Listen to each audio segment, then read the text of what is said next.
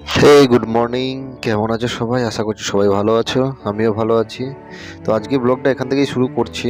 এখন বাজে সকাল 6টা। তা 6টার সময় এখনও কেমন দেখো একটা কুয়াশা আচ্ছন্নময় শিলিগুড়ি হয়ে রেখেছে। প্রথম যখন ছিলাম তখন শিলিগুড়িতে এত ঠান্ডা পড়েনি, কিন্তু ইদানিং আজকে দেখছি ঠান্ডাটা একটু বেশিই পড়েছে। তাও সকালবেলা শিলিগুড়ি কুয়াশা ঢাকা শিলিগুড়ি দেখতে খুবই ভালো লাগছে।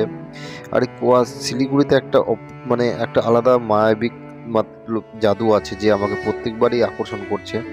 মোটামুটি চলে এসেছি, বাস নামবো এবার।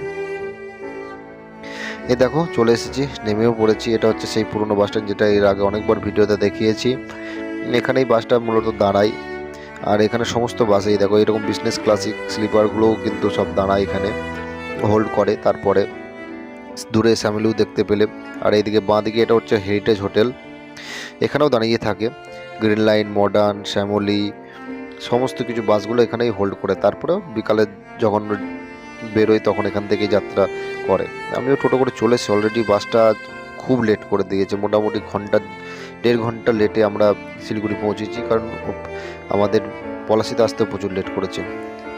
তো লেট হওয়ার ফলে কোনো রকমের স্নান করে খাওয়া দাওয়া করে অফিসের জন্য বেরিয়ে পড়েছি। যেহেতু অফিস বেশি দূরে থাকে না, তাই সেটা নিয়ে কোনো সমস্যা নেই। সমস্যা হচ্ছে আজ প্রচুর কাস্টমার আসবে, তাদের সঙ্গে কথা বলতে হবে, তাদের অর্ডার আমাকে কালেক্ট করতে হবে। চলো অফিসে চলে এসেছি। এবার একে একে সবাই ফোন করছে, অ্যাড্রেস ঠিক মতন জিজ্ঞাসা করে সবাই আসতে চলেছে। একটাই প্রার্থনা যেন সবাই একসাথে না আসে, তাহলে একটু সমস্যা হয়ে চাপ হয়ে যাবে। একজন একজন করে এলে কোনো সমস্যা নেই, সবাইকে হ্যান্ডেল করা যাবে। বাট একসঙ্গে চলে এলে একটু সমস্যা হয়ে যায়, কারণ একার পক্ষে এতগুলো কাস্টমারকে হ্যান্ডেল করা একটু চাপের হয়ে যায়। এই যে আমাদের এই বছরে 2025-এ প্রথম কাস্টমার ইনি।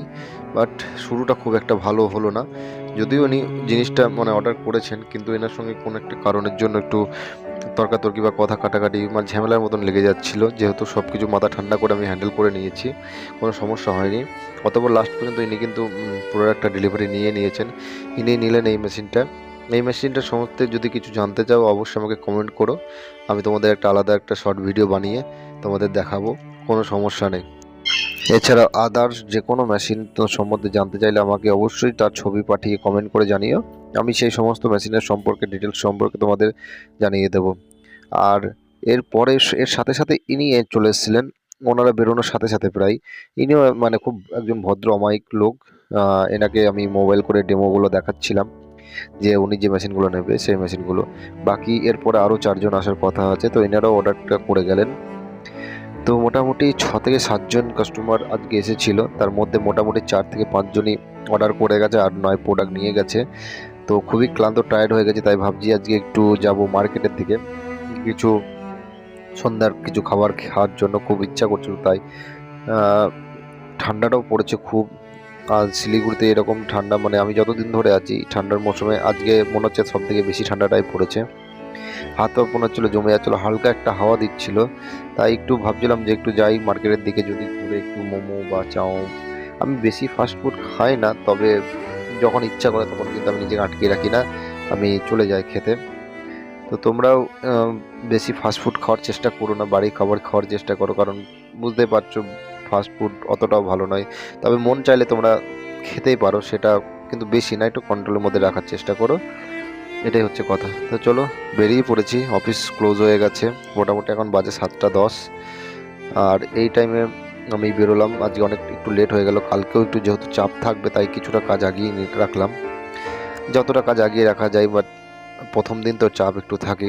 তো মোটামুটি মার্কেটের যে দোকানে আমি মোমো খাই সেই দোকানে আমি যাচ্ছি চাউমিন খাওয়ার উদ্দেশ্যে।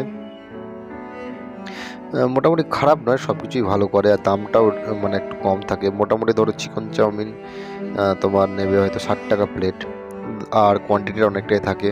মোমো, চিকেন মোমো 50 টাকা প্লেট। তুমি তো আগে মোমো দেখিয়েছি যে কীরকম মোমো করে উনি। এই দেখো এটা হচ্ছে মোমোর প্লেট। তো এটা হচ্ছে সেই শপটা যেখানে আগেও আমরা দেখিয়েছি তোমাদের। হ্যাঁ, এটা আমার না, আমার জন্য হচ্ছে না, এটা অন্য অন্য একটা কাস্টমারের, কারণ আজকে আমি মোমো খাবো না, আজকে খাবো চাও। আর এই দেখো আমার জন্য তৈরি হচ্ছে। প্রথমে ভেজিটেবল, পেঁয়াজ যা যা দেয় সমস্ত কিছু দিয়ে দিচ্ছে, তোমরা জাস্ট মেকিংটা এনজয় করো।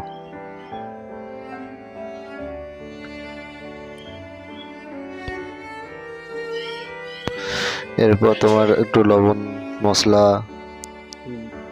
বিভিন্ন রকমের সস থাকে, সেই সোয়া সস, কেচাপ, সমস্ত কিছু দিয়ে তারপরে চিকেনটা দিয়ে ভালো করে এটা ম্যারিনেট করে নিল এবং ভালো করে এটা একটু ফ্রাই করে আমাদেরকে এবার প্লেটে করে দিয়ে দেবে।